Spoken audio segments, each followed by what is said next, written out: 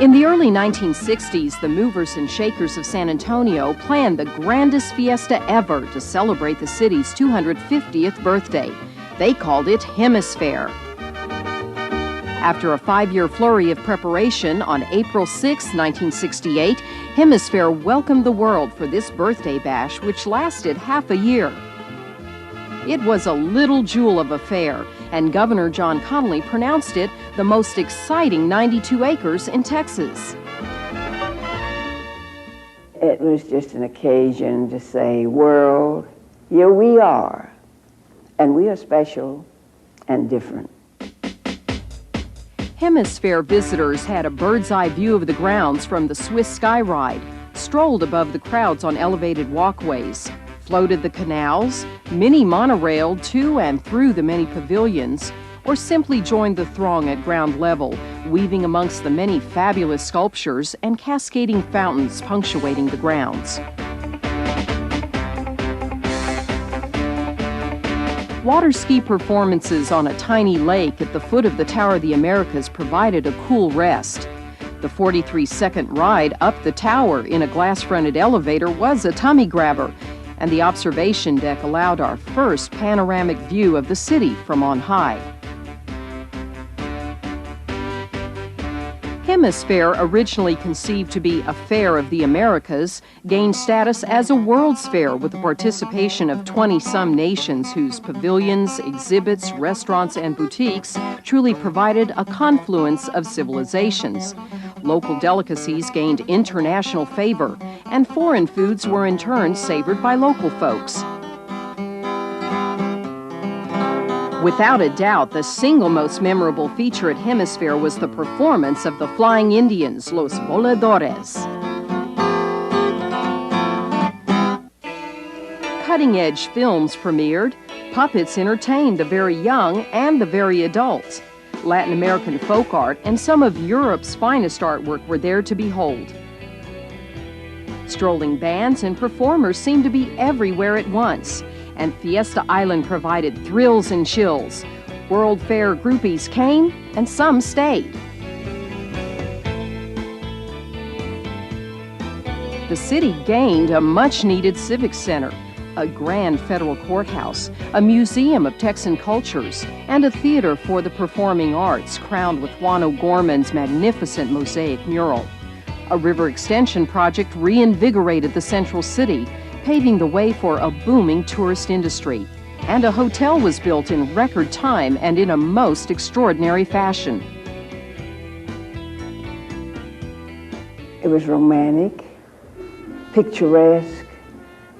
Everybody, a Texan from wherever, felt that San Antonio was a piece of his life. I think it was the just right town for that to happen. San Antonio, once the center of culture and population in Texas, by the early 1960s was fast fading into the shadows cast by Dallas and Houston. How on earth did this underling Texas city garner a World's Fair?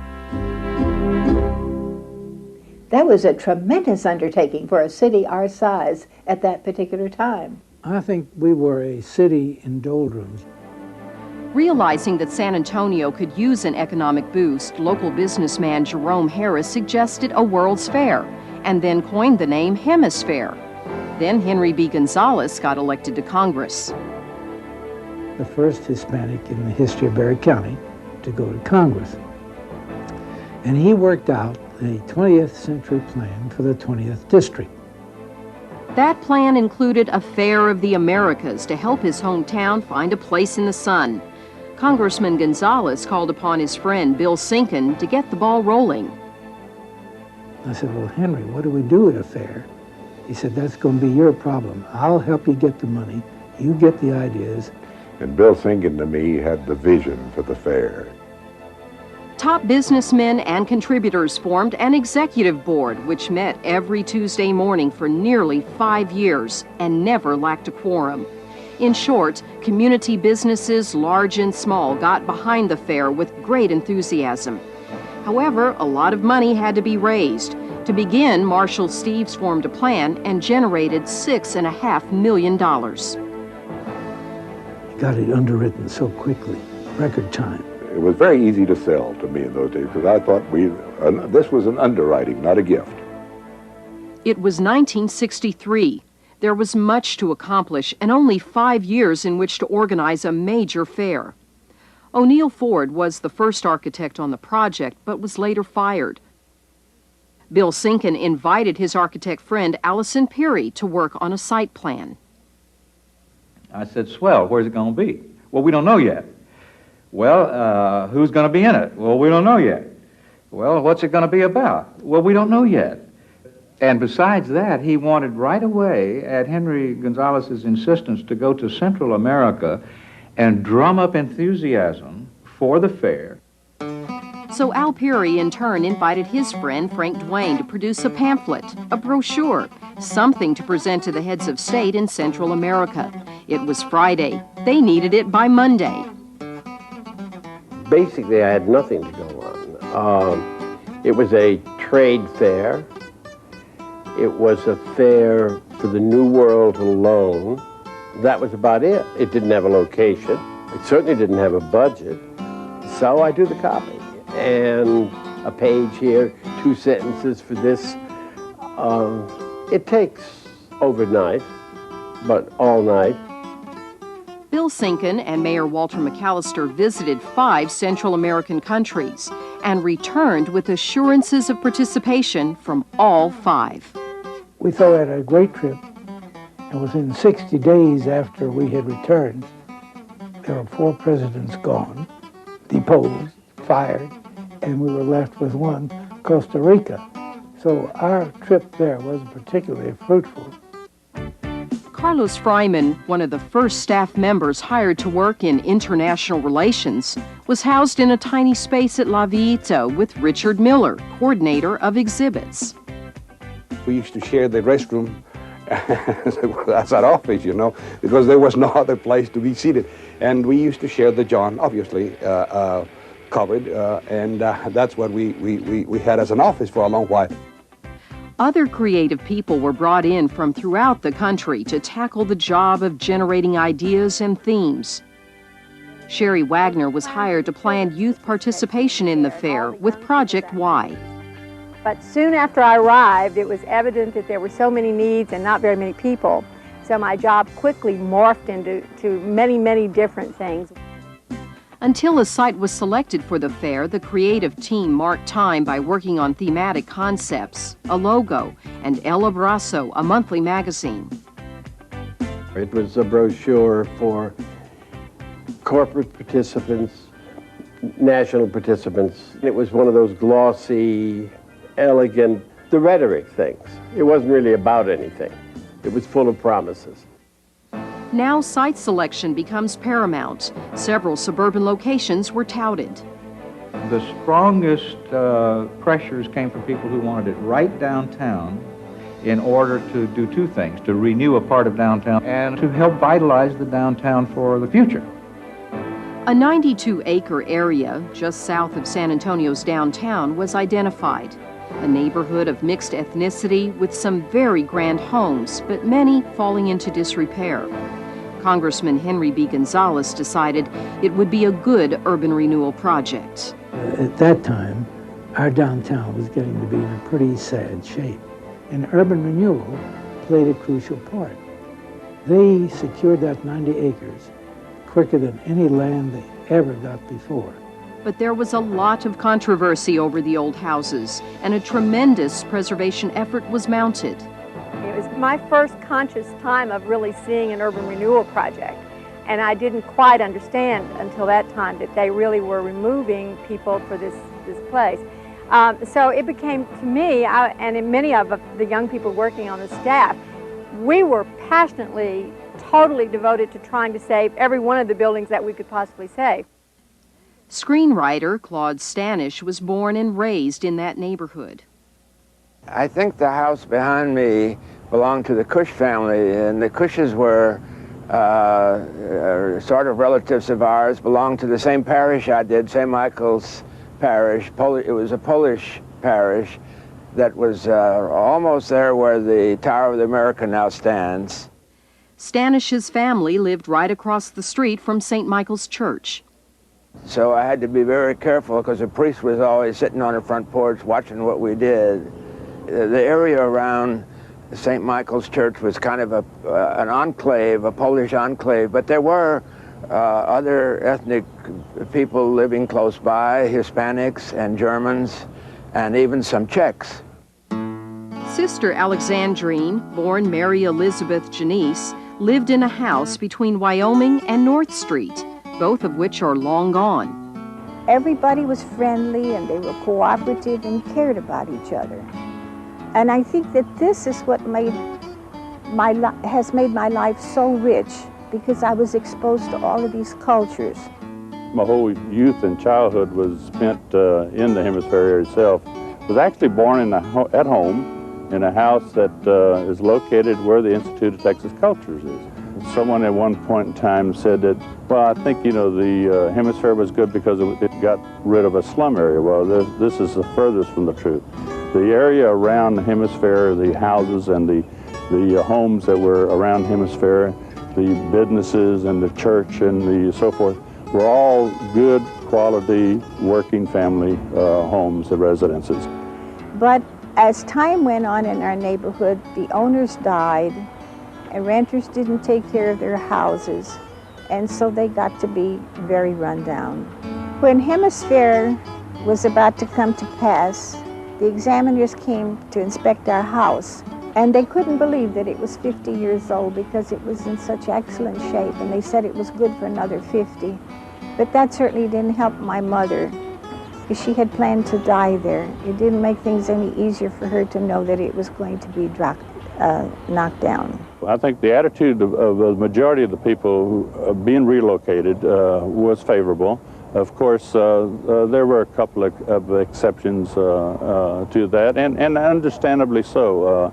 It's hard to leave a home. It's hard to leave your home.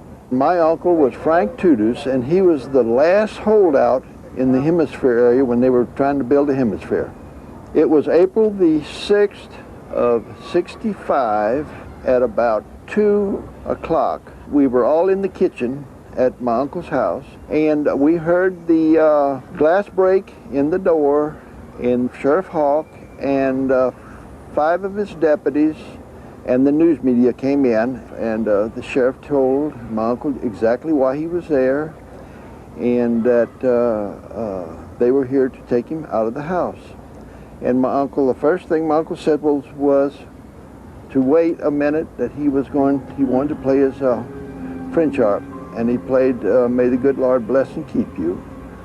After he finished that, they said, well, Mr. Tudis, are you ready to go? And my uncle says, yes. He says, but you're going to have to carry me out, because I'm not going out under my own power. I'm not leaving my house. And so they, picked him up by his shoulders. There was 2 lady police, and they picked up my aunt, and they took him out of the house. And it was shortly after that, I understand, that they came in with one of the wrecking balls and just knocked the house completely down. The old neighborhood was fairly typical, with many small grocery stores, pharmacies, churches, and ice cream parlors. One of the stores was Wilkie's store. It was here is the OK Bar and Saloon, but when I was growing up, it was Wilkie's grocery store. They originally had been a bar behind the store, but when Prohibition came in, it just became predominantly a grocery store. And Mr. Wilkie was just wonderful. And sometimes we'd have company on Sunday, and we needed something to serve our guests. And of course, he was closed, and we'd knock on his door at his house next door. But he'd say, I can't sell it to you, but I'll give it to you today.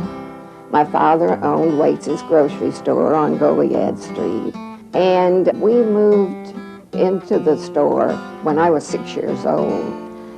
And at that time, everybody lived up over their businesses, My daddy got up at 5:30 in the morning and would go to the market to get fresh vegetables. We grew up in the store. At that time, it was a mercantile store. They had materials, shoes, buckets, everything you can imagine for farmers. I remember the farmers would bring in eggs packed in cottonseed, and they'd bring in butter, fresh country butter, and it would be wrapped in newspaper, and it was a good time. It was kind of heartbreaking to give all of that up, you know, when Hemisphere came along. Bob Sefcik not only grew up in the neighborhood, but he later got a job at the Coca-Cola plant there. And ironically, the Hemisphere, with the idea of Hemisphere, they purchased our plant to set up house, to design and build Hemisphere out of our building. Well, there's always pluses and minuses and things, and I know they had to clear some of the houses out, but they should have saved more. And I think afterwards, those people who were involved with it were very sorry that they had destroyed so many of the wonderful houses here. My immediate family had a real bad attitude about the Hemisphere. My mother never came out, my dad never came out, my uncle and my aunt, they never came. And I guess I was the only one that ever came, and I came just a couple of times. Hemisphere was a wonderful time where all peoples came together, as our neighborhood was always together. And the entire Hemisphere year, I worked in the Central Embarrassment Pavilion with the Honduran dancers and singers. When Hemisphere gained sanction as an international exposition, executive board and staff members had their hands full, getting state, national, foreign, and commercial participation. There were numerous trips to foreign countries. Things weren't always harmonious. Sometimes political alliances caused personality clashes. We had a lot to contend with over a long period of time. There were arguments among executive committee members. There were conservatives, there were liberals, there were people who didn't care what it looked like, there were people who did. And occasionally some of our big, strong leaders got a little bit crosswise with each other, but it all worked out. Key to the success of this enormous undertaking was the fact that Lyndon Baines Johnson, a Texan, was in the White House. The president was a great help. Could you make rain without God's decision? No. Without LBJ, nothing would have happened here. He was key. And LBJ's friend, John Connally, was the governor of Texas. And of course, the biggest help was John Connally, who could call the president at any time. And all of those things were necessary, or I don't think we would have pulled this thing off at all. It was 1967, a year before Hemisphere would open. The governor suggested that we should invite ambassadors of different nations so that they would see that the president was interested. He went and talked to LBJ at Washington, and LBJ said, okay, I'll prepare something. So he gathered them first in Washington. President Johnson showed the ambassadors a photo of his family, recalling the effort it had taken to gather them all in one place at the same time. He told the ambassadors he wished to assemble them in San Antonio and take their photo for Hemisphere 1968. Well, that was the greatest enticement for these people to start saying yes, you know. And then to even make it more colorful, he invited them to go to the ranch. Over 30 ambassadors and their wives came for 3 days. First on their schedule was a bus trip to the LBJ Ranch for a barbecue and a fandango. It was an entire show of early Texas history, and it was a wonderful example to all of these OAS ambassadors of how Texas evolved, and they just really ate it up and loved it. Lots of music, lots of olays, lots of good barbecue. Most all of them had bought ranch clothes that they thought, you know, lots of plaid shirts and blue jeans, and I think quite a few cowboy boots, as I recall. Carol Channing was there. She was Lady Bird's guest, and she sang and entertained us, and she was charming and visited with everybody, going from one table to the other. And he had meat, and he had bandanas, and he had presents for them, and Lady Bird was a marvelous lady receiving all these people. But I do think this was the most remarkable barbecue we ever had there, because there were so many of them. I think, I'm not sure how many, 26, then stays in my mind, but I'm not sure. And you have great many South American ambassadors and Central American ambassadors, and of course, Mexico leading the list. The next day, the ambassadors were taken on a boat ride down the San Antonio River, colorfully awash with a fiesta of musical entertainment. They turned on the river for the Latin American ambassadors. The river gripped it charmed everybody. Then when they got off the barges, they went for dinner at the San Antonio Fair offices, the old German-American school that now is part of the hotel. Then the next morning, they went to San Fernando for Mass, and the president went to San Fernando for Mass with them, as did Miss Johnson. Marshall and Patsy Steves hosted a luncheon for the group at their home. There were about 160 people, and everybody was seated, and they had the most marvelous time. Marshall Steves had arranged for a mariachi group to appear at the luncheon. And he said, be here at 12 o'clock, and they didn't come. They didn't show up. I went ahead without them and tried to host as best we could, whoever was there, and we finished that day. We go over to come home and go to bed. Well, we were sound asleep when this bang, bang, bang came on the door, and Marshall rushed out in the hall, didn't know whether to call the police or open the door, and he finally opened the door, and it was the mariachi group, and they said, we're here, it's 12.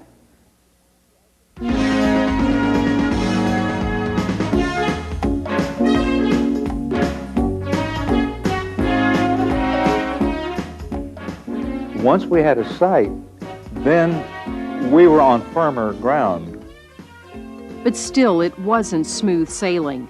A ruckus erupted between preservationists who wanted more of the old structures saved and the people who needed to move the Hemisphere project forward. Then, of course, the city had to sell the citizens on the idea that a $30 million bond issue was important to take care of the city's cost of the urban renewal to acquire the land. A logo was designed to reflect the fair's theme, the confluence of civilizations in the Americas, and site design work began. And then, of course, that bond election for the tower, to build the Tower of the Americas. Fairs have theme structures. So, what's going to be the theme structure? We need a theme structure. I got 3 or 4 calls a day, every day. What's the theme structure for the fair? Well, we don't know yet. Chairman of the Hemisphere Board, H.B. Pat Zachary, was opposed to having a tower. Mr. Zachary thought that the tower was a great Texas brag. Pat Zachary felt like, towers were passé, that all fairs have something like that. Let's do something more unique. But we could never decide what was more unique. We even talked about a Tivoli garden. The tower idea finally won out.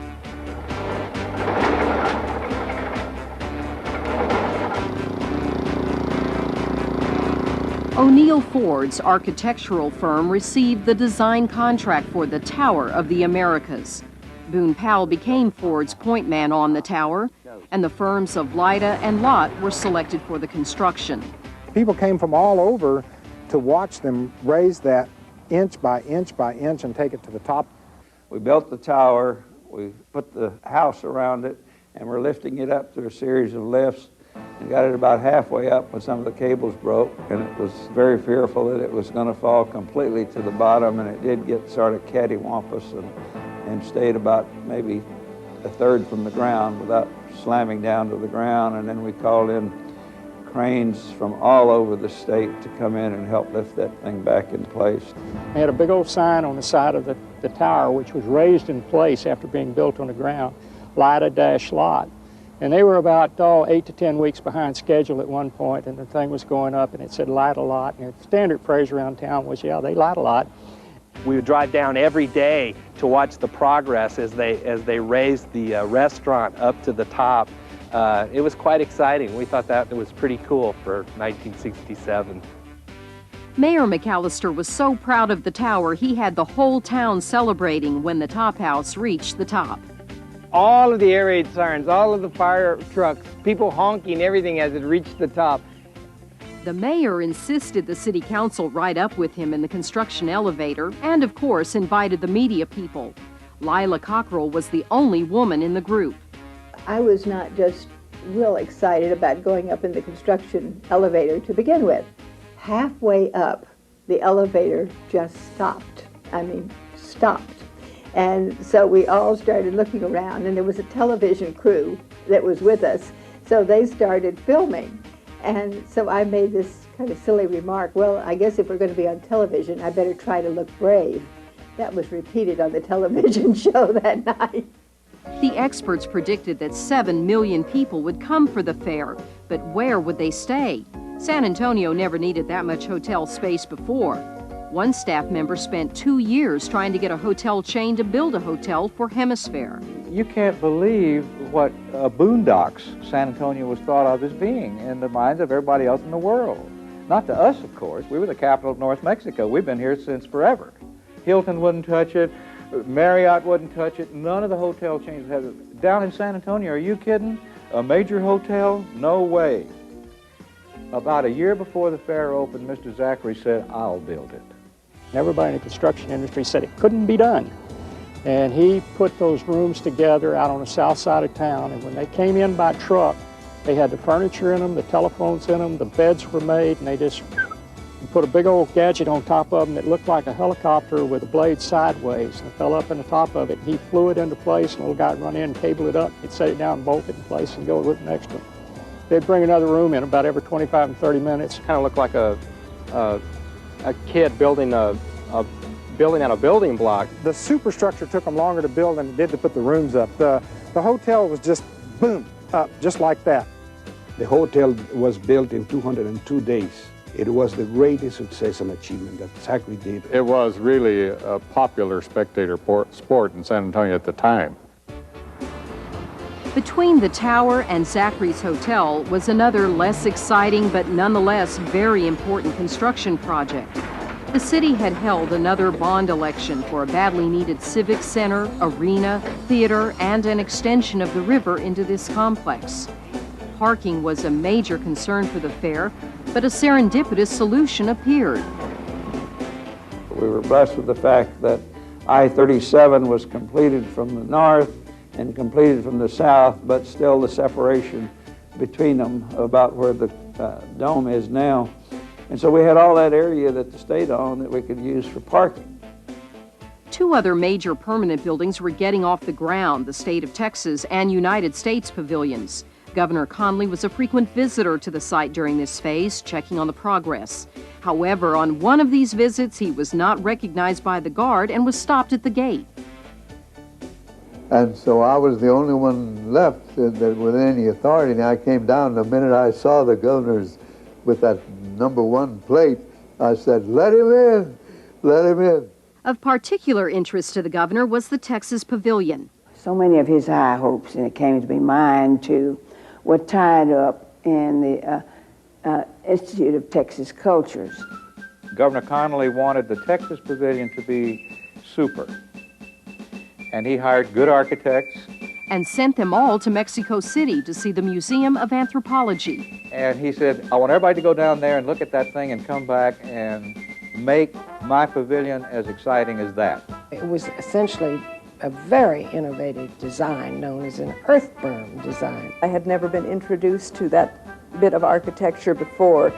That was most impressive. We used to laugh about that $1 million berm.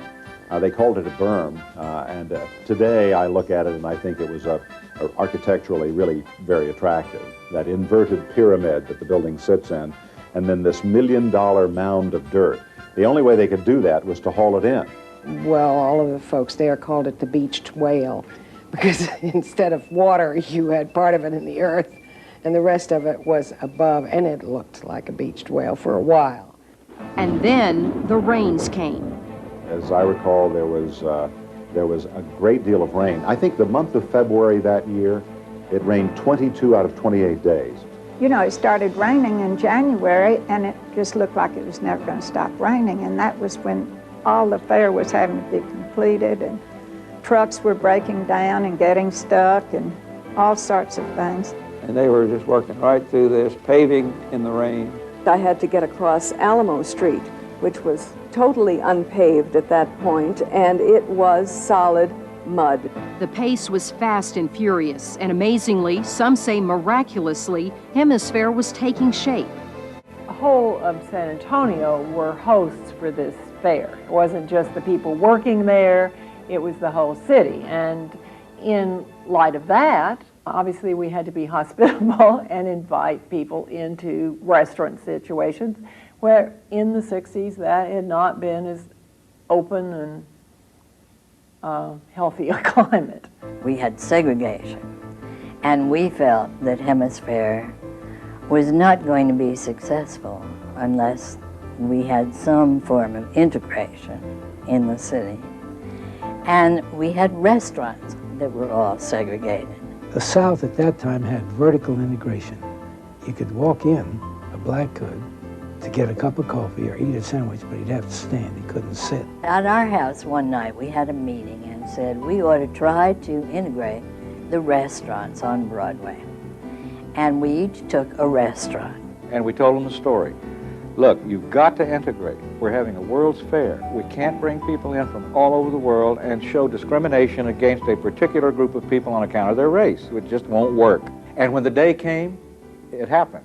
During the 60s and in Texas, as I recall, you couldn't buy, there were very stringent alcohol laws about where alcohol could be purchased. We weren't allowed to have drinks. Remember that.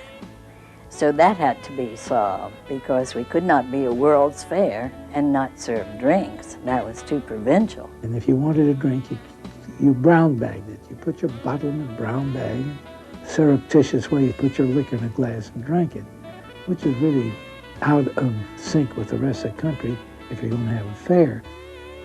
On the Hemisphere grounds, Club Abrazo was formed where guests could get mixed drinks. It was now down to the wire for the team charged with getting foreign participation, and Mexico had still not agreed to come aboard. Carlos Freiman finally confronted a Mexican government official who told him it was because we had insulted Mexico. I was so amazed. I said, why? He says, because you're trying to compete with us with your dates. And I said, please explain yourself, Mr. Minister. He says, well, we are overlapping, and Mexico does not want to have any overlapping with the Olympic Games that will be held in late in 1968.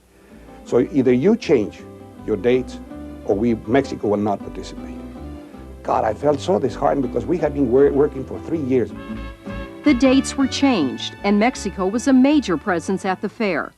One of Carlos Freiman's more memorable trips was to South America with Governor Connolly.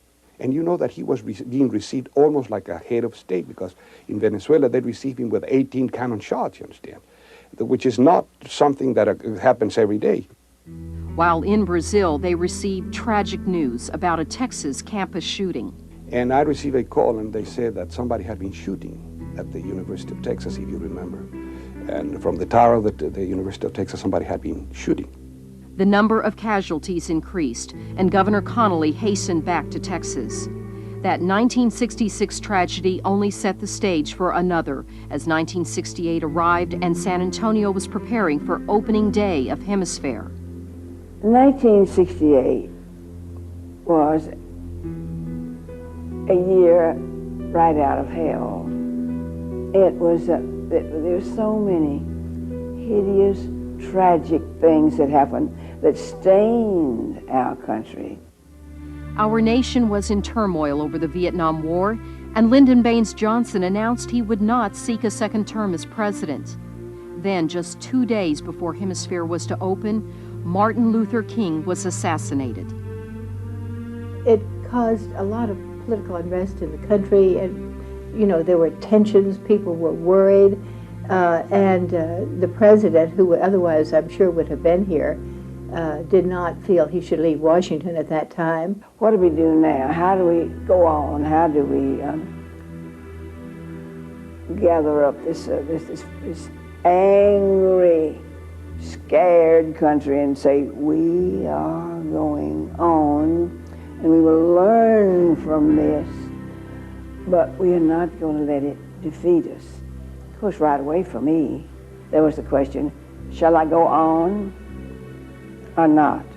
I wanted to go on because I felt there was nothing I could do of any importance by canceling the trip.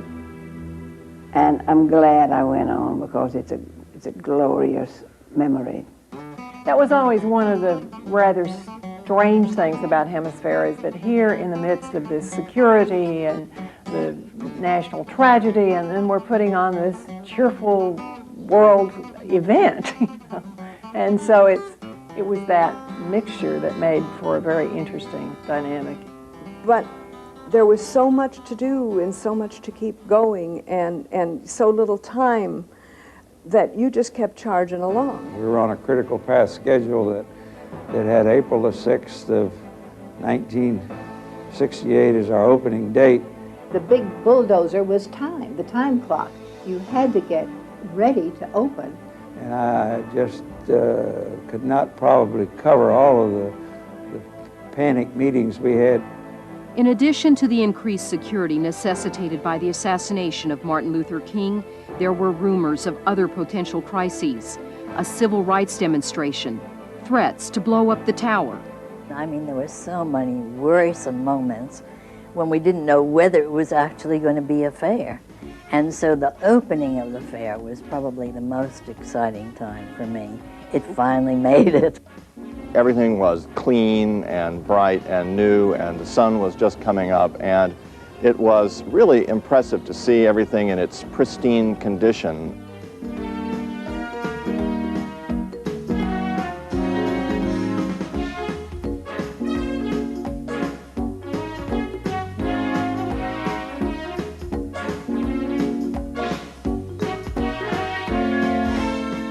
Opening ceremonies were presided over by the president's wife, Lady Bird Johnson.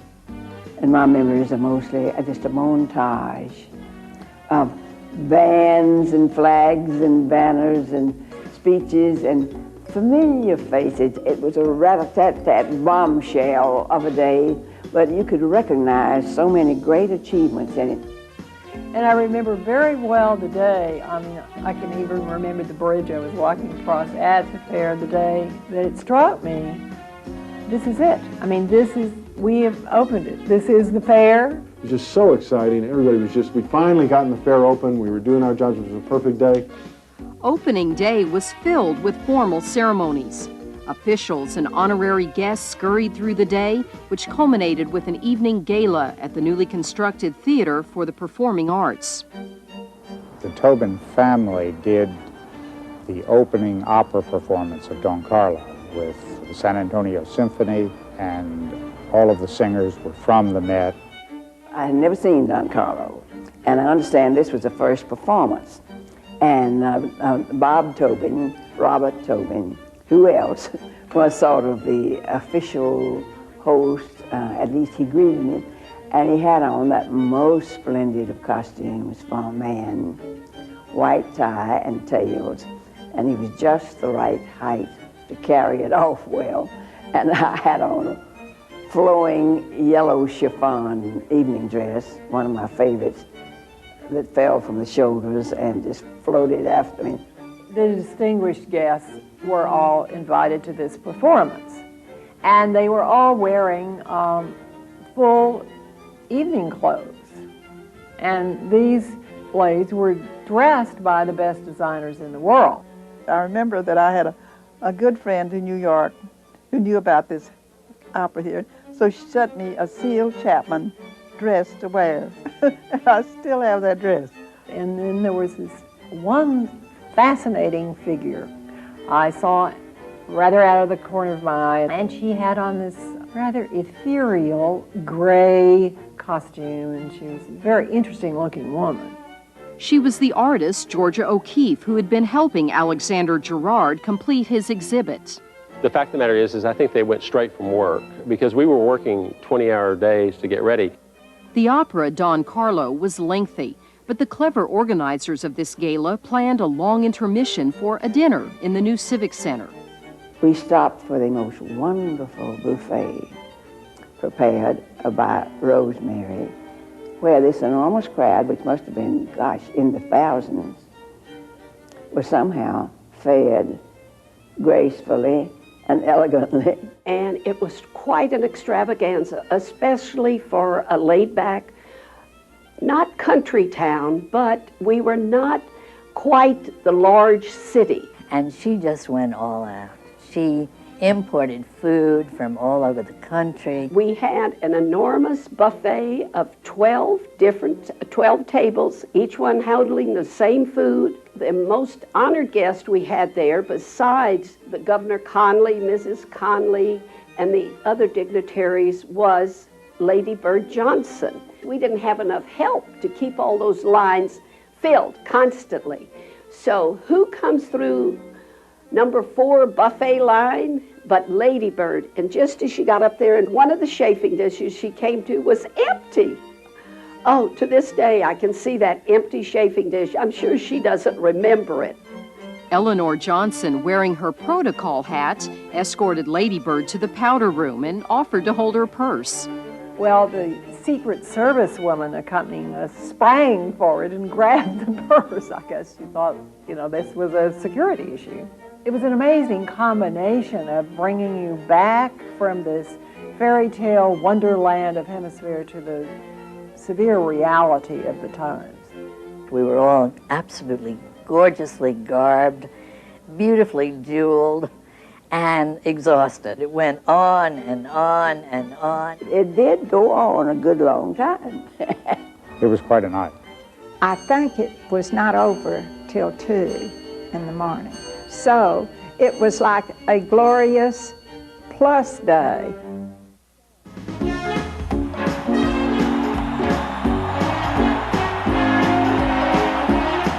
San Antonio knows how to put on a party, and this is one of the best parties they ever put on. And it was truly like a city within a city. You saw the old buildings, you saw the most modern expression. There was a lot of color, there was a lot of life. As always, the wonderful variety of people. There was something for everyone. It was for kids and adults. A lot of foreigners came, and that to me was real special. I love meeting people from other countries. The Visitors Relations Department hired a whole bunch of brand new, wet behind the ears college students who had been language majors to act as bilingual VIP tour guides. We got to meet all kinds of artists and dancers and see cultural events that we never would have seen otherwise. As I recall, I went every single day, and I'd check out, except Sunday, and I would check out a pavilion. And the next day, I would take my mother and take her to see the pavilion I went to. And I did that for 6 months. I remember when you came in the fair, there was the monorail going around. Oh, the monorail was wonderful. It was elevated, it was cool. You could see everything and everybody. You could spot the rides that didn't have all the lines in it so that you could get off at the next stop and double back. It was great. It seemed like a giant bullet train at the time, I guess, from a kid's point of view. I was 11 years old, but it was a thrill.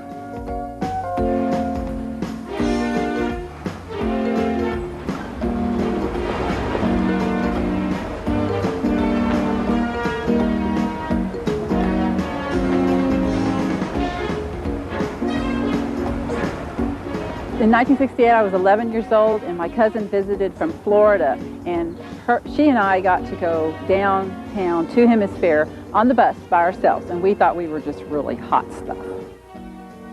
The Swiss Skyride gave overhead thrills. Boats plied the waterways. The Tower of the Americas formed the focal point from which everything radiated.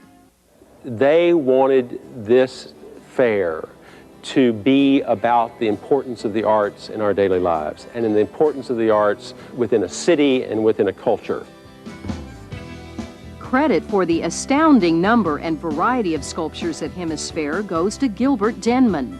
Probably there will never again be on 92 acres the sculpture that was amassed there. It was international and of nothing but the highest quality. It was just beautiful. One particular sculpture provided an irresistible photo opportunity for young men. Airmen and Army soldiers would be getting their pictures taken for their sweethearts at home, caressing and hugging this girl, not always in places we wanted them to. One of the great performances that everyone was thrilled with was the Indian ceremonial that took place on that tall pole. The pole was 135 feet high and made of steel. Pepsi Cola sponsored Los Voladores, the most popular attraction at Hemisphere. I was hired by Pepsi Cola Frito-Lay to paint the stage at Flying Indians. Well, they started out at the top of the pole, and they had these long ropes that were wrapped around the pole. And the feathers and all of their costumes, it was just wonderful. As the ropes unwound, they spun around and came lower and lower and lower until they were down to the ground.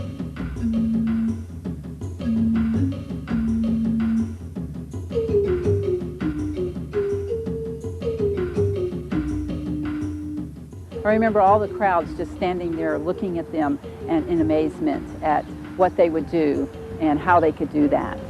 And there was one of them that played the flute. He was on the top of the pole and he did a dance on the top of the pole. The platform where the chief danced, it was like a 13 centimeters diameter, and even his feet stick out. There was some dignity and there was a beauty in the sound of the music and the wonderful daring and physical strength of the participants. But what attracted the crowds to the Voladores was not the Flying Indians.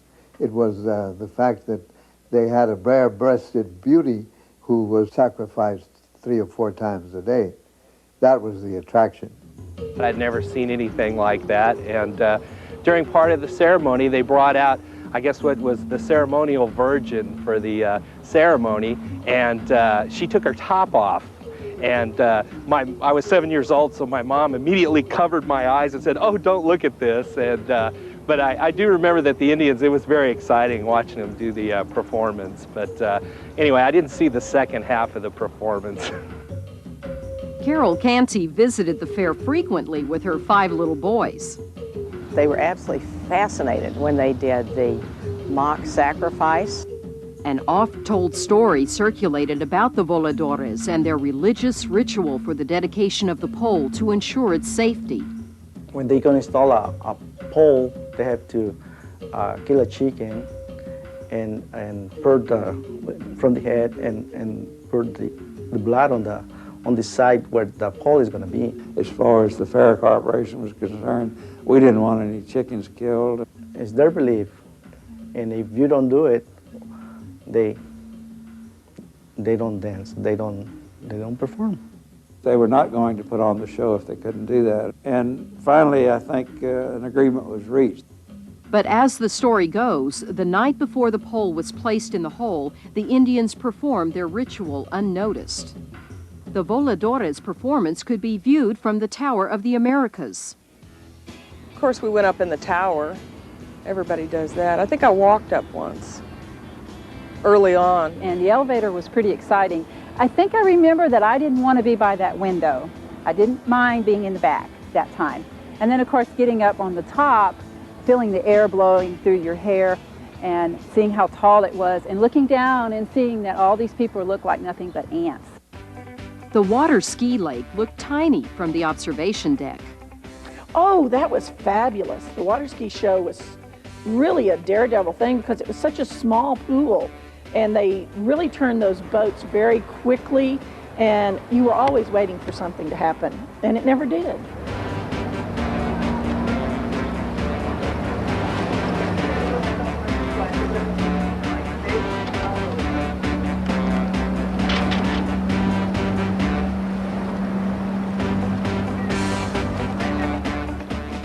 I think most of all, what I took in with great satisfaction and great admiration was the hour or so I spent in the Institute of Texan Cultures.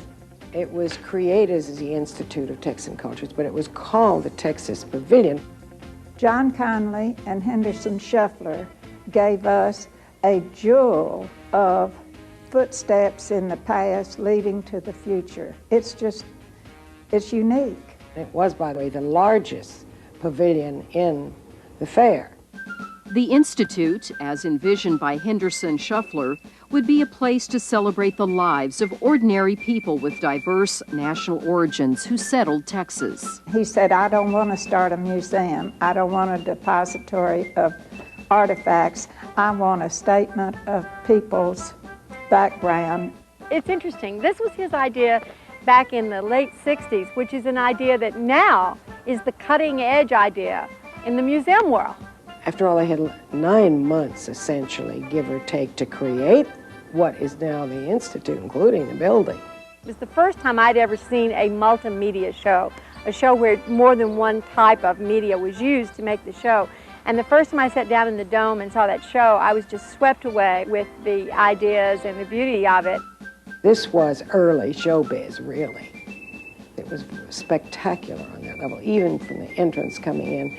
When you look to the right and you look down, and there was this incredible water fountain, waterfalls, and then you went through the door over the bridge, and the first thing that hit you when you went in was this gigantic neon Texas flag. Linda Johnson Robb came to the fair and wanted to spend most of her time at the Institute of Texan Culture. And she kept asking me these minute questions about Texas history. Finally, I said, I do believe you probably know a great deal more about this than I do. Henderson Shuffler saw the Institute as a linking system for all peoples of Texas. And he saw television and radio and photography and books and all this as media that linked us all together.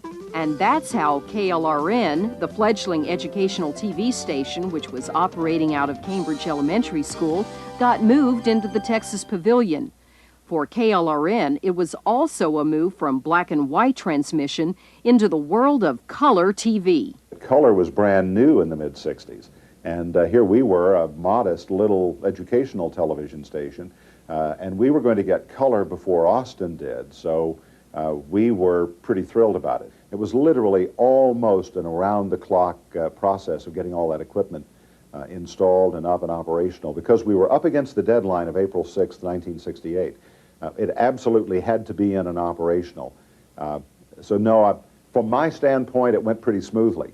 The whole operation was done in a way that I think probably Bill Mull might not have realized was as easy as it was. We were kind of on pins and needles trying to come to grips with a lot of the things at the last minute. The opening day festivities were, I believe, our opening day of color coverage. GE donated the cameras. Almost everything was donated.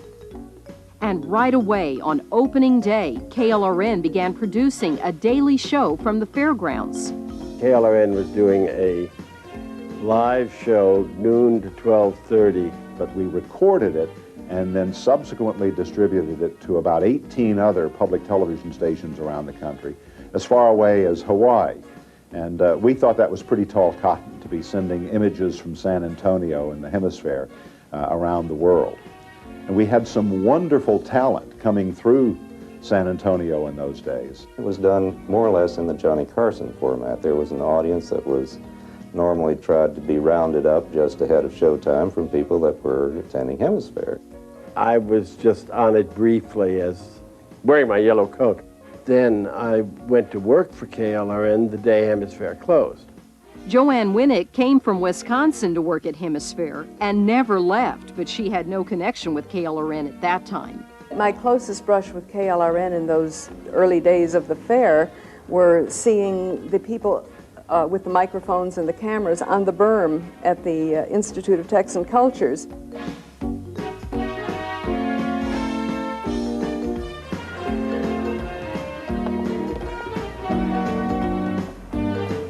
I was particularly impressed by the architecture of the U.S. Pavilion, that round structure.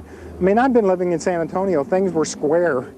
For the U.S. exhibit, Francis Thompson produced an unforgettable film with narration written by W.H. Auden. I remember the film in the U.S. Pavilion beautifully. It started so small in 3 little theaters, black and white. David Amron, I think, did the music, so the music was incredible, and the sound system was like I'd never heard. You were in a room and you saw a small screen, and the screen was talking about early days of the United States, and then you saw a small plane, much like the Wright brothers biplane, begin to take off, and as that plane took off, all of a sudden you begin to hear the roar of a jet, and that image changed to that of the jet while the screen grew. The screen begins to part and go out to, I think, 180 feet across. And then all of a sudden the walls just left. And suddenly you were in this big room, and it really was this whole physical idea. There's a group of people, and all of a sudden we're swept up together in this idea of one nation. And the next thing you know, you're on a 747 or something, zooming through space. You experienced the little efforts that grew into a big national concept. It was powerful. The film was talking to us about the effluent in our streams. So it started out by really with a wake-up call. And it went from there to, I think, some racial issues, some cultural issues. And so we thought it was wonderful that our country was strong enough to be able to present a film with so many provocative images in it. Laterna Magica was just one of the most dazzling and exciting venues at the Hemisphere.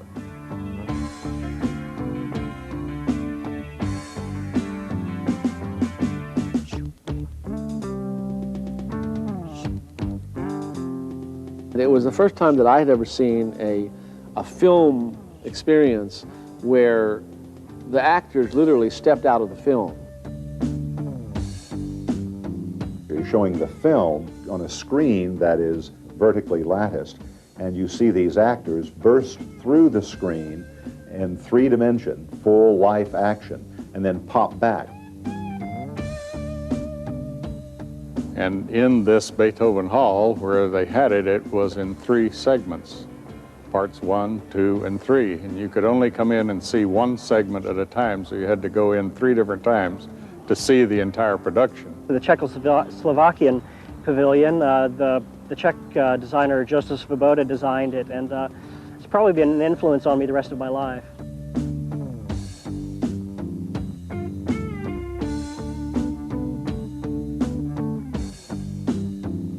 This is an example of a toy magic lantern. This is one of the kinds that are in my museum that has now 600 of these. That's what started at Hemisphere, was this Laterna Magica.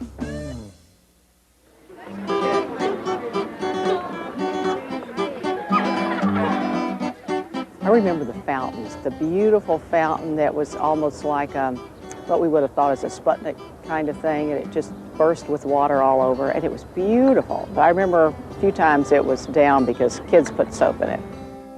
The Peacock Fountain was just evocative of the best time, where everything is glowing and gorgeous and for that moment. Trinity University professor Bill Bristow designed a bird fountain called Migration for the U.S. Pavilion. His was actually quite exceptional, but it was part of trying to give this feeling of being near water and of being cool, which was very important. We must have brought in 24 fountains. More than that, there were 100 fountains on that site, but we brought in 24 major fountains. There was a fountain that was a participatory fountain where all sorts of people at all heights turned to different spouts and spigots, and the fountain was made to, and people would spend 30 minutes, 45 minutes playing their part of the fountain. This fountain was part of Project Y. A year before the fair opened, 11 schools in San Antonio began work to create this spontaneous space for youth and families. So it was a way of bringing the community actively into the fairgrounds. And the walls that were built were beautiful by the children and their parents and the teachers. The buildings themselves at Project Y were made by stacking up concrete bags and spraying them. They were just temporary buildings. This guy brought in his stackcrete and dumped it off the truck, and the kids built, by and large, the kids built the youth pavilion. It was a very special thing for us as kids because it made us feel that we were a part of Hemisphere, and there It consisted of a space that was both open and enclosed, and the thing that I remember most about it was the graffiti wall and the performance space. My task in there was to perform with a folk singing group, and it was called the Octet Plus. A Harry Rogers middle school student created the Hemisphere burger and won first place in the Adams Extract Teenage Cook-Off. I loved hamburgers, and being in Texas, you love grilling. So came up with Hemisphere burger, and next thing I knew, went to Dallas, and we had people from all over the country. And I was the youngest one competing, and I won. It had pineapple extract, and it had butter extract, so maraschino cherries, pineapple, nice and fruity and very Texas, very Hemisphere. The food at Hemisphere was out of this world. I was introduced to Brown's enchiladas in the food court for the first time, and to this day, I'm a fan of Brown's enchiladas, and I think they're the best anywhere. There was a Philippine restaurant right around here where we're standing that was quite good. I was glad that they retained so many of these wonderful old houses. And since the old houses kind of fell into clusters around the fair site, we had what we called food clusters. And we opened those up and parceled out houses to the various foreign nations. And the ones that had the fanciest restaurants got the biggest houses, like the French restaurant, the Philippine restaurant. Many other old and new buildings were part of the food clusters. But we tied them together by putting a roof that soared up above all the houses. And we set air conditioning units hanging from this open air roof above all these little houses and the patios that were among them, and blew the cold air across there so that people could commingle out in the patios in the hot summer. Other outside areas where people waited in lines were also air-conditioned. David Carter and Tony Spicia were in the National Guard when Hemisphere was announced and wanted to be part of it. Buñuelos are a good like pastry. And we had a Buñuelo recipe which was from Trinidad Gutierrez, who was my wife's great-grandmother. They presented their idea to the Hemisphere officials. The boss there said, no, we've got too much food already contracted and you can't come in. But the man that was in charge had never eaten a Buñuelo. So David and I suggested that we bring some Buñuelos over and let he and his staff get a taste of them. So they outfitted friends and relatives in Mexican costumes and put buñuelos all around the hats and went back during coffee break. And here Tony and I run in with these girls and mariachis. And the boss came out when everybody was screaming and saying how good they were. And he had to take and eat his words, and he said, come on in, I've got to have you. So we're one of the best money-making food people in Hemisphere, I'm happy to say. We could never leave the grounds without going by the Buñuelo booth. And getting sick because I ate so many Buñuelos, even to this very day I can eat 12 or 15 Buñuelos at a sitting and still get sick like I did then. And of course, some of the wonderful restaurateurs that we have now were there at the fair. Joe Kosniak, who now has paisanos here in San Antonio, came down here on his motorcycle from the Montreal World's Fair, where he'd had a Belgian waffle pavilion. Mr. Sharma, who introduced tandoori chicken from India, also stayed in San Antonio to open a restaurant. There was a Swiss food that was it was a tall pastry that had ice cream that dripped down the interior of it, and it was about 6 inches high, and it also had powdered sugar on it. It was very decadent. One of the most popular things we served was a broccoli dip. And why broccoli? I guess George Bush didn't show up because we served it all the time. Sherry Wagner introduced her young stepson to escargot, which he loved, and ordered a second serving.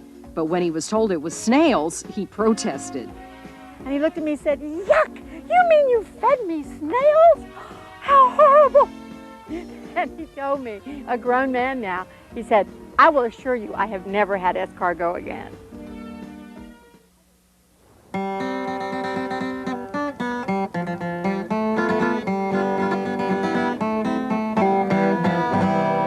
You know, I used to play here in Hemisphere about 30 years ago.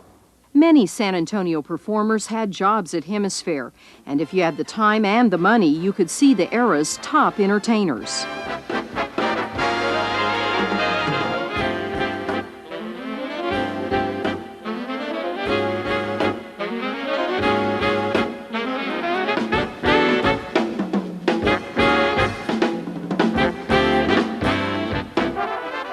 Weir got to interview most of them on her thrice-daily TV shows on KMOL. My real all-time favorite was Tiny Tim. I would have to say that. He was so nice. He was so strange, but so interesting. And while we were in the middle of an interview, we were standing face to face doing this interview, and I noticed that all down his jacket, instead of buttons, he had these long threads hanging out. And I said, "What happened to your jacket?" Well, then he told me that his fans, they all pulled his buttons off everywhere he went. This was the height of his popularity when he was on the Johnny Carson show. He hadn't married Miss Vicky yet. Pat Barnes, who currently works at KMOL, was a press aide at Hemisphere. I met people that I never could have dreamed of meeting. There were some terrific people, and then there were some that had an image of being terrific that in real life didn't quite measure up to that. For example, Louis Armstrong was a tremendous person. Herb Alpert at that time with the Tijuana Brass was big. Millions of records had been sold. Big headline act. Herb Alpert's spin-off group, the Baja Marimba Band, was billed with Jack Benny at the arena. He put jazz and sort of that Mexican flavor into it. We thought it was very clever what he did, you know, because he profited out of that. But the Baja Marimba Band plays Mexican music in there, but they're not Mexicans. The only thing that you would hear there would be the, you know, like hee-haw and all that stuff, you know. But they were not Mexicans in that. Texas native, gone Hollywood, Pedro Gonzalez appeared at the fair. He was an actor, he was a comic, and his real name was Ramiro Gonzalez. When he appeared in the Groucho Marx show around 1951, John Wayne spotted his antics, you know, everything he was doing. He gave him a 7-year contract. So Pedro picked up his belongings, his car, and he took off for Hollywood. And he's been there ever since. Also, Hemisphere brought the Bolshoi Ballet, the National Ballet from Czechoslovakia, Man of La Mancha, and Fiddler on the Roof. It was like Broadway. Wherever lines formed, Hemisphere arranged for its own performers to keep everyone entertained. The Potpourri Players were a group that strolled around Hemisphere. We would stop and do Shakespeare or some sort of poetry or something like that for the crowd. Our assignment was to keep the crowd entertained even though they were in the lines. And this would make time go by and they wouldn't even realize that the lines were there. One of the most popular things were a group of Wild West performers who did shootouts. Kids would just go bananas. We were first hired to roam around and meet and greet with the folks that came, but everybody got so interested in Cowboy being here in San Antonio in Texas that they built us a place, a facade in between two buildings, which was a bank, a jail, and a saloon, and we did shows there 6 times a day. I was just a part-time cowboy working there. At the time, I was vice principal at Patton F. Middle School. All the foreigners especially, they told the tour guides that they wanted to see the cowboys. So they came over, and we did a bank robbery one hour, then we'd do a jailbreak the next hour, and I would get shot off the roof each show, and then we'd do some fancy gun handling and some trick shooting and fast draw demonstrations for the people. Oh, I designed the costumes for the Golden Garter Club, which was the gay 90s saloon-type club.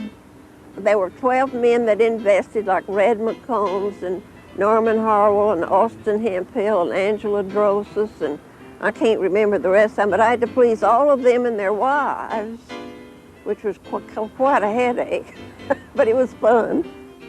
Hemisphere had its own marching band.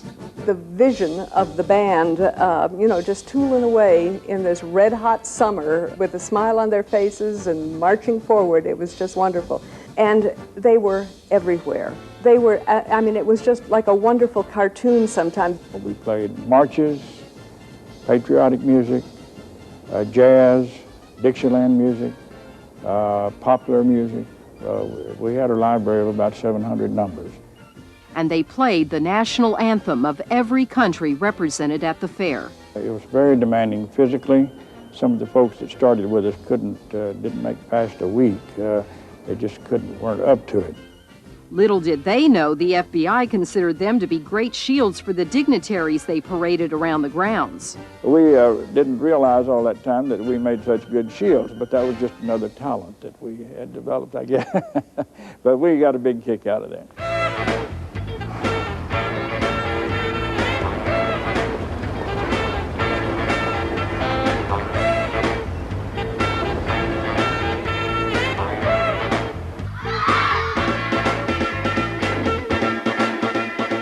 Standing in front of the RCA building. At that time, RCA worked for the Computer Systems Division. We were doing student-assisted instruction, which means we were giving students computer terminals and letting them work with a computer. That was kind of new at the time. Nobody else was doing it. IBM was down the street. They were doing looms. They were making rugs with a computer and also talking to a pavilion they had over close to the Lone Star Pavilion on the other side of the fair. The IBM Pavilion was where I got my interest and hands-on, my first experiences with computers and with video. That really has influenced my life. Burroughs was here, NCR, UNIVAC. Everybody that was in the computer industry was here at the fair. I also remember being at the telephone pavilion, and they had what they called at the time video telephones.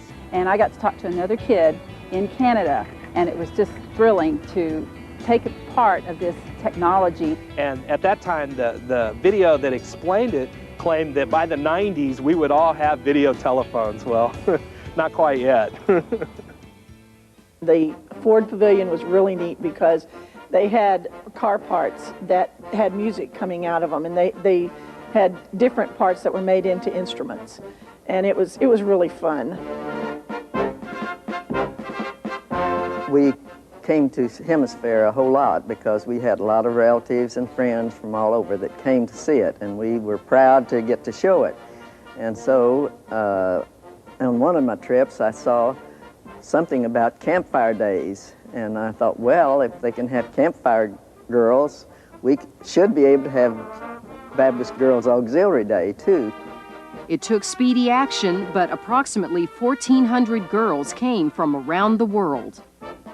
I think we celebrated over 130 national days. The world was much smaller then. I mean, it was not the global village it is today.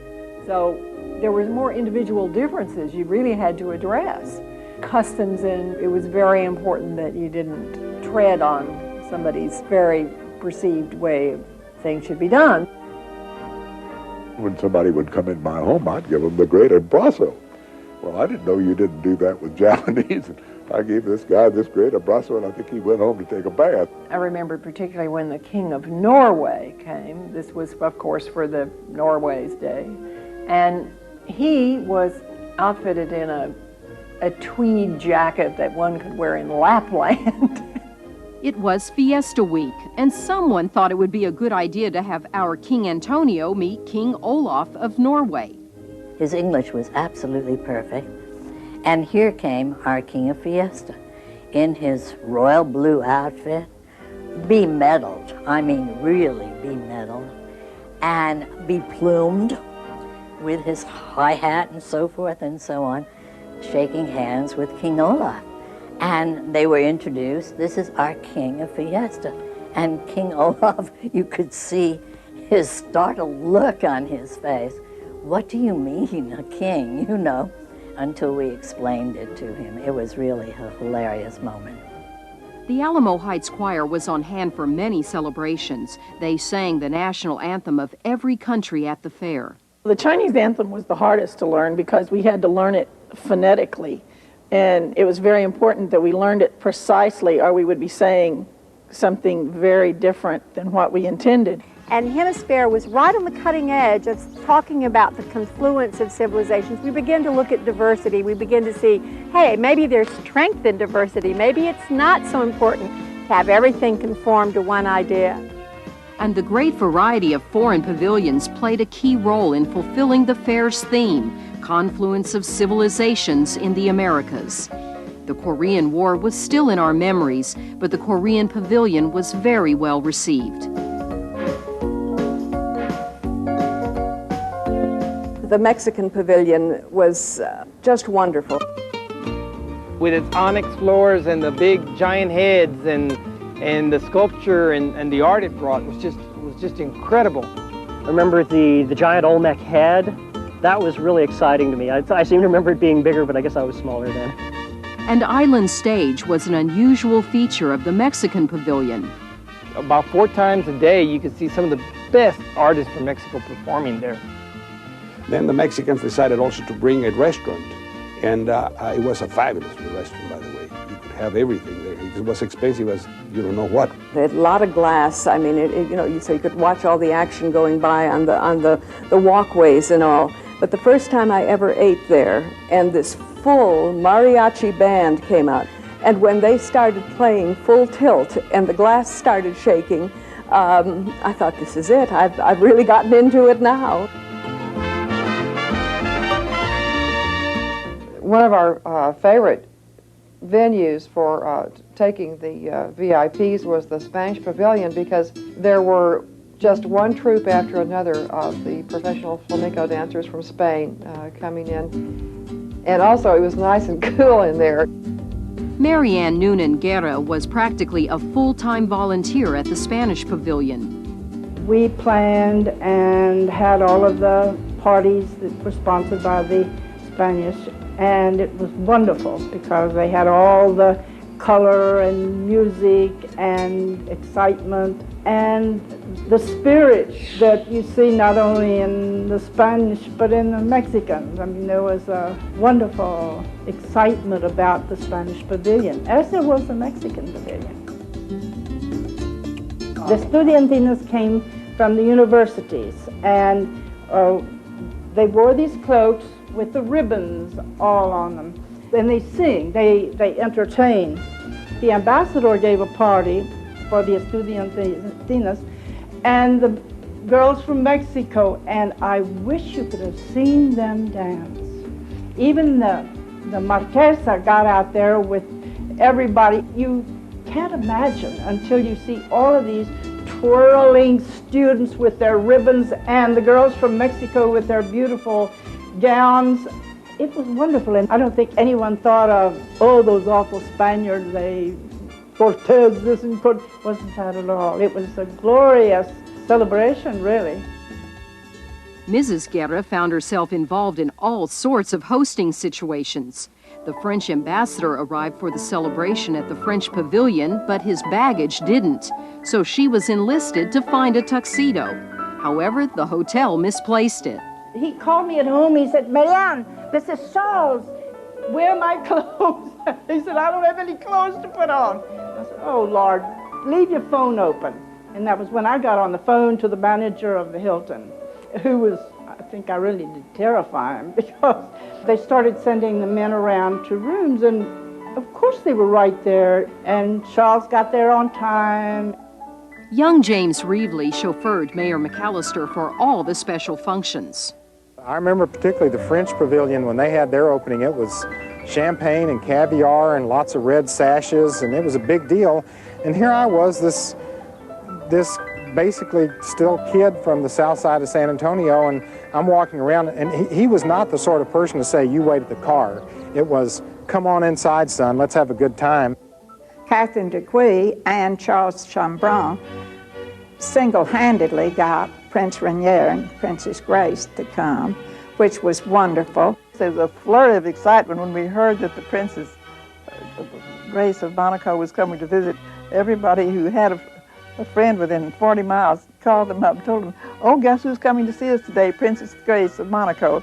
So we had a house full of people that day. My position was one of following orders and seeing that things were appropriately set up for these national days. Probably my closest brush was to make sure that Princess Grace's royal bottom was on the appropriate chair on the podium. So that was as close as I got, but boy, it was a thrill being there.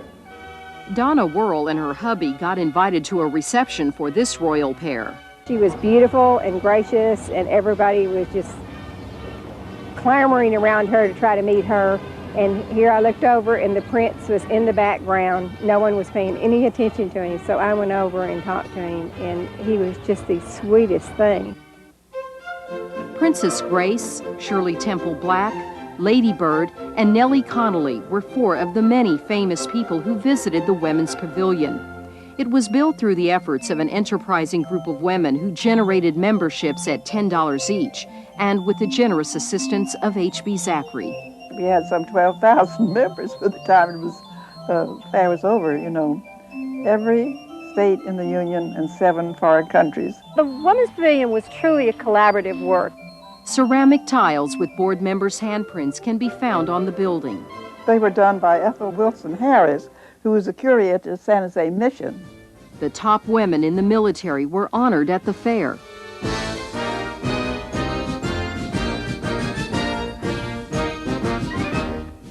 The Pavilion of Portugal honored our founder, after whom the river and the town are named, San Antonio de Padua.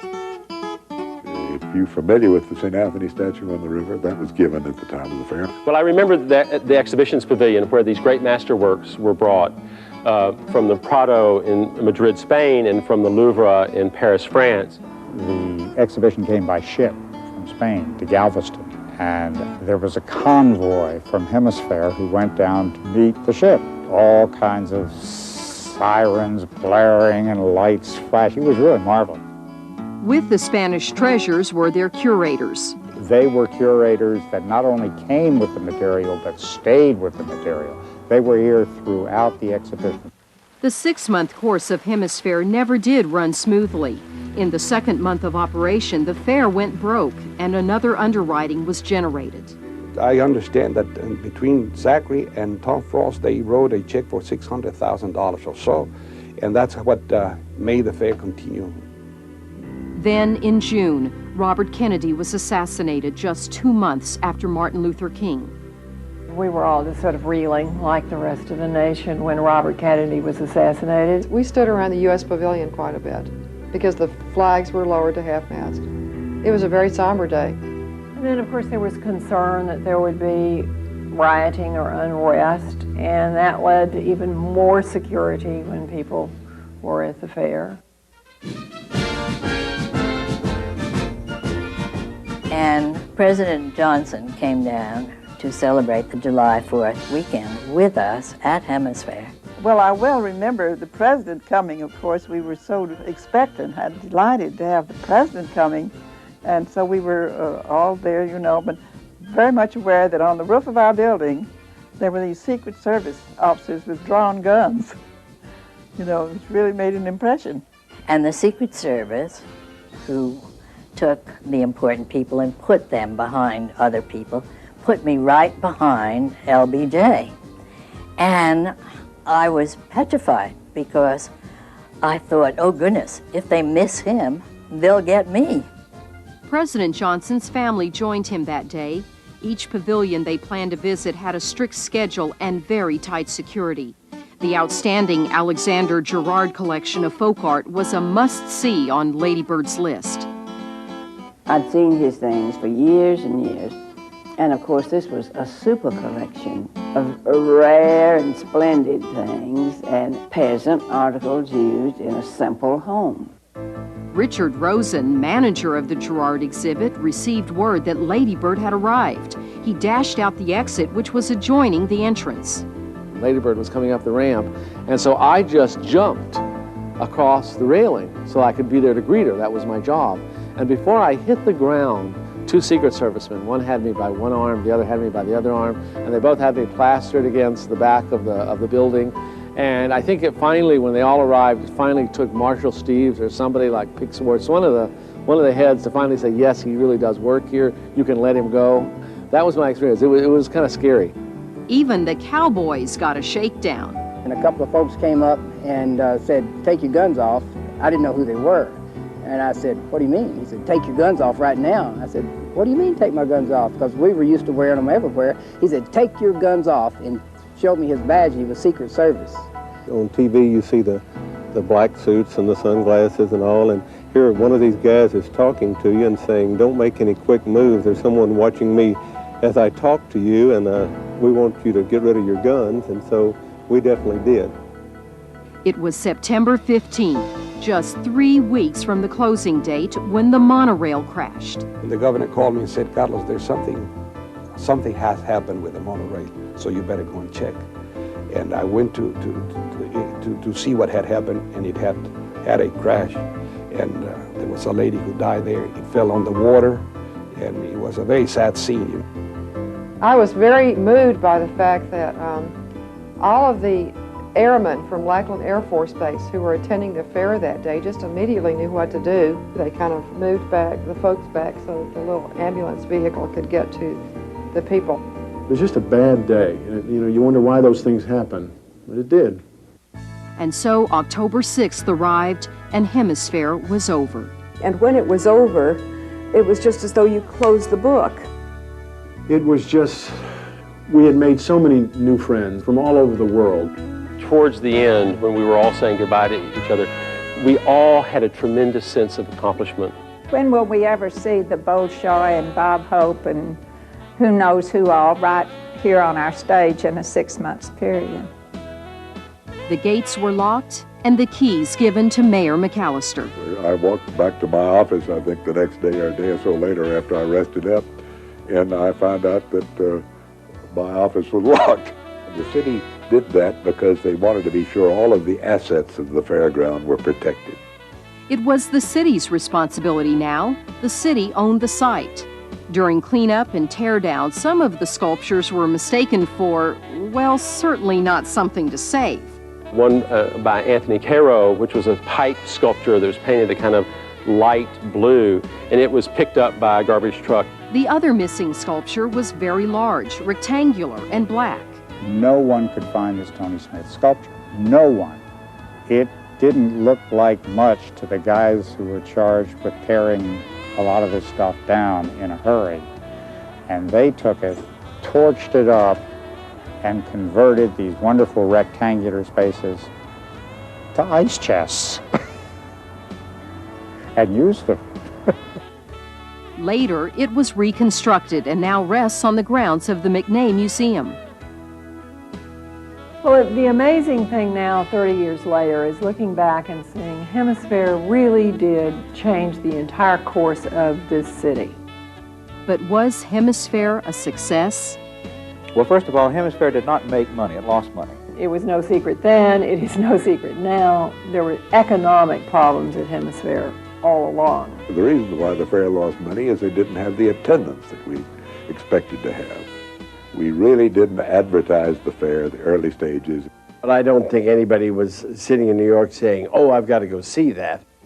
Like Tom Frost said, that's the best loss they ever had in their life because of what was the net result of that fair. When you added it up, it was about $50 or $60 million worth of permanent buildings, which made us feel very good. It was the change from a sleepy military town to the possibility of being an international center. I think they'd still would be 20 or 30 years behind what they are now if it wasn't for Hemisphere. It was a blockbuster. Turned out to be even better than I had dreamed.